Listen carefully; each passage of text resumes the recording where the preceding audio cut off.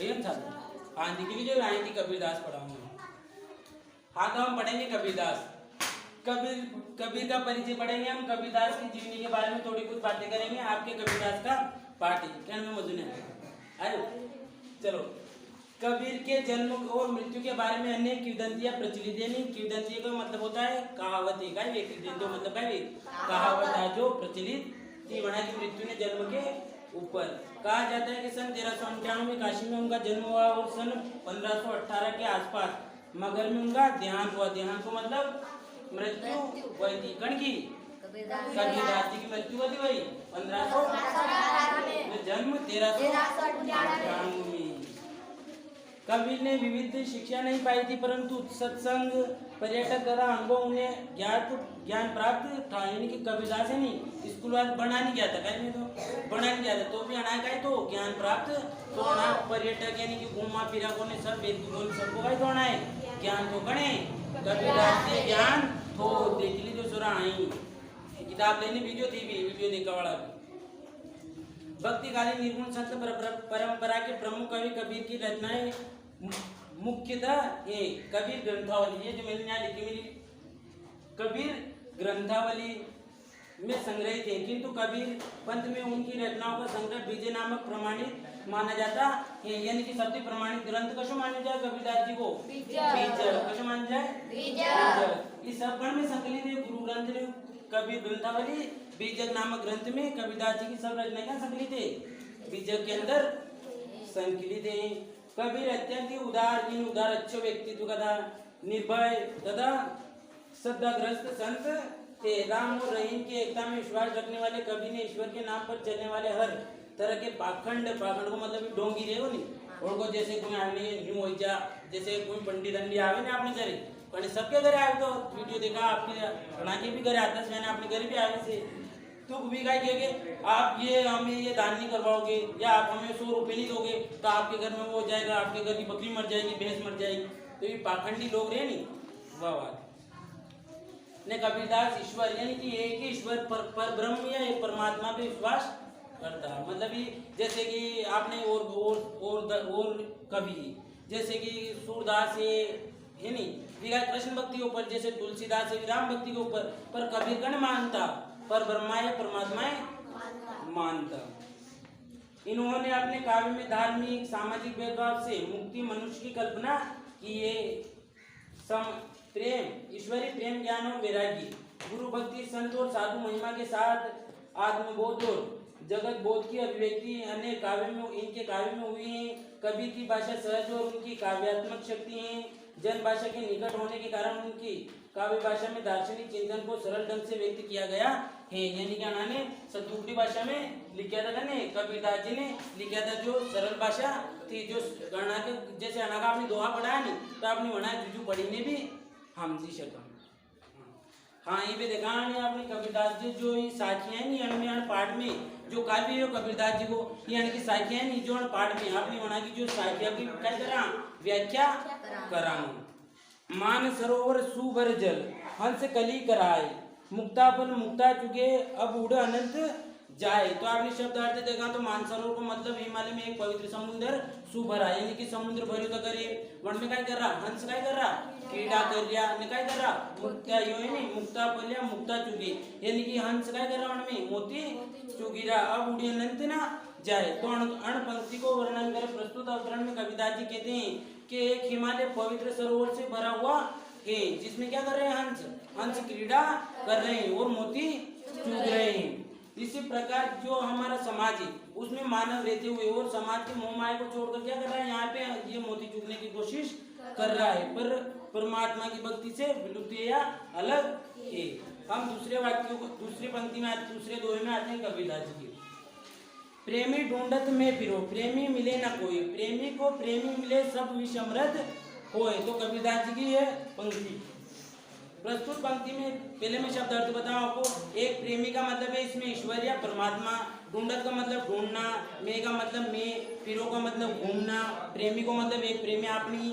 मिले को मतलब मिलना, ना को मतलब नहीं, कोई को मतलब कोई, प्रेमी को मतलब प्रेमी, को मतलब को, फिर प्रेमी को मतलब फिर अपनी, मिले को मतलब मिलना सब सब विष, विष को मतलब जहर ने अमृत को मतलब अमृत और कौन थी अमृत। तो प्रस्तुत पंक्ति में कबीरदास जी वर्णन करते कि प्रेमी ढूंढत मैं फिरो, यानी कि मैं परमात्मा को ढूंढत मैं फिरो, प्रेमी मिले ना कोई, यानी कि मैं परमात्मा को ढूंढत फिरा हर स्थान पर, ईश्वर को प्राप्ति के लिए मैं घूमा पर मुझे ईश्वर मिला ना कोई। यानी कि भगवान का काय की उपमा दी कबीरदास जी ने, काय की उपमा दी प्रेमी की, काय की दी प्रेमी की ने, प्रेमी होदावते पर्या पर होना है, प्रेमी नहीं मलियो ने, प्रेमी मली जातो होना है तो अमृत भी काय बच जातो, विष बच जातो। अब दूसरा भी देखा आपने,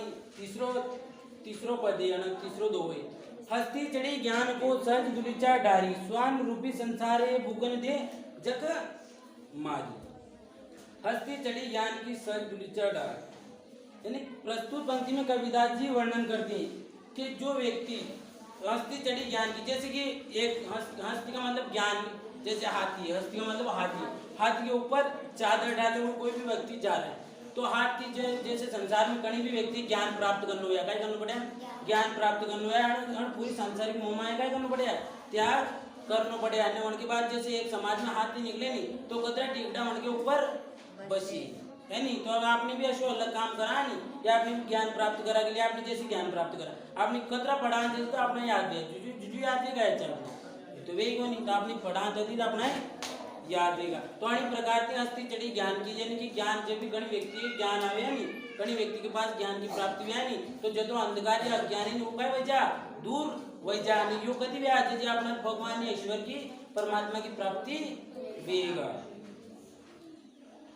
पका पकी के कारवे सब जग रहा,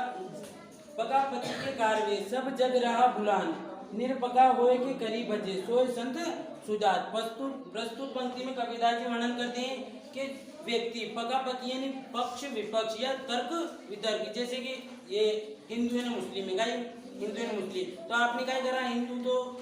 राम भक्ति के ऊपर कहेंगे नहीं अपना राम की भक्ति करनी चाहिए, ये मुस्लिम क्या किया, क्या किया कि अपना मुस्लिम भक्ति करनी चाहिए, अल्लाह की उपासना करनी चाहिए। पर कबीरदास जी का ये पका पकी कार्य, यानी कि जो व्यक्ति अना दो छोड़ दे, क्या करते अना दो छोड़ देने कण की उपासना करे, ईश्वर या परमात्मा की उपासना करे तो मन को क्या वैजा मैंने परमात्मा की प्राप्ति वैजान तुझी परमात्मा की प्राप्ति नहीं वेगान। वो जो गणती पक्ष विपक्ष यानी कि लड़े गणती भी कई चीज के लिए लड़ाई करे, वो अच्छो संत कौन, मन में संत का काय लक्षण कौन। अब देखा आपने पांचों दो, हिंदू मुआ राम कहे मुसलमान खुदाई, कहे कबीर सो जीवता तो भी निकट न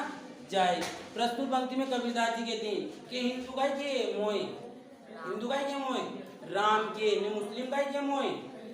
काय के अल्लाह के, कहे कबीर सो जीवत जो दुई के निकट ना जाए, यानी कि जो व्यक्ति आना दोई की सक्कर में नहीं पड़ेगा, नहीं करे दोई के सक्कर में नहीं पड़े ने ईश्वर यानी कि परमात्मा जो एकेश्वरवाद में विश्वास करता। कबीरदास मैंने पहला कहा कही थी कि कबीरदास जी का के ऊपर विश्वास करता, एकेश्वर याद यानी कि एक ही भगवान माना के ऊपर विश्वास करता भी, तो विकर्ण की बात करें परमात्मा की बात करें तो कबीरदास जी के हिंदू का के राम के, मुस्लिम का के अल्लाह के, पर अपना आना दो के बीच की लड़ाई थी, अपना क्या करना सही थी, बीच को रास्तों अपनानो सही थी, गण की उपासना करनी चाहिए, अपना ईश्वर की गण की ईश्वर या परमात्मा की उपासना करनी चाहिए। काबे फिरे काशी बया रहीम बया राम ही बया रहीम, मोटे चून मेदा बया बेटी कबीरा जीम, यानी कि आपने भगवानी यानी काबे को मतलब काबा को मतलब जैसे मुस्लिम है, मुस्लिम धर्म के मानने वाला अणा मस्जिद है, का कि काबे ने कुरान ने कहा नहीं कि काबा घूमा के लिए आपने भी कहा क्या क्या मंदिर में, तो उनकी बात करिए। जैसे एक प्रकार जैसे आपने राम के मंदिर में जाओ या मुस्लिम के मंदिर में जाओ, तो प्रस्तुत पंक्ति में कबीरदास जी ने अपना समझाओ कि जैसे कि गेहूं है, का गेहूं है तो गेहूं आपने क्या करा पिसड़ा, पिसड़ा तो क्या भैया आटो भैया, क्या भैया आटो भैया ने थोड़ा बारीक पिसड़ा तो क्या भैया मैदो भैया, पर आना दो की चीज की प्राप्ति काय के लिए कर रहा आपने अपना भोजन के लिए प्राप्ति कर रहा, तो अपना राम ने रहीम यानी कि राम ने अल्लाह दो ये कादी आपने उपासना कर रहे हैं, उन्हें की भक्ति क्यों कर रहा, अपना क्या की जरूरत है परमात्मा की या मोक्ष की प्राप्ति की जरूरत है, तो आपने आता है कि तुम भी पिसाड़ो कि मैंने बारीक पिसाड़ो या जाड़ो पिसाड़ो, पर बनावा काय बनती रोटी बनावा क्या करा आपने भूख शांत करा, देखी रे मर जाए किन मर ऊंचे कुल का जन्मिया जे करनी ऊंची ना हो सुबरन कलश सुबरा साधु निंदा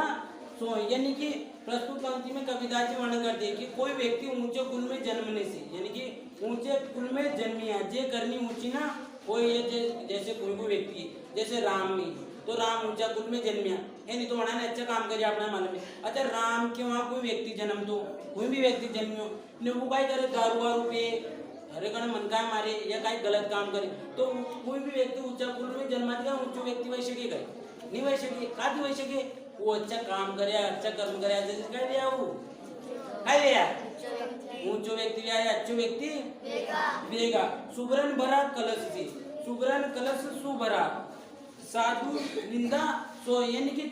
फिर कवि कह रहा कविताजी फिर वर्णन कर रहा कि सोना को कलश का ही सोना को कलश है ने सोना का कलश के अंदर आपने क्या करा शराब या दारू डालना तो काय कबीरदास या कोई भी संत ने सोना का कलश क्यों बढ़ाया करेगा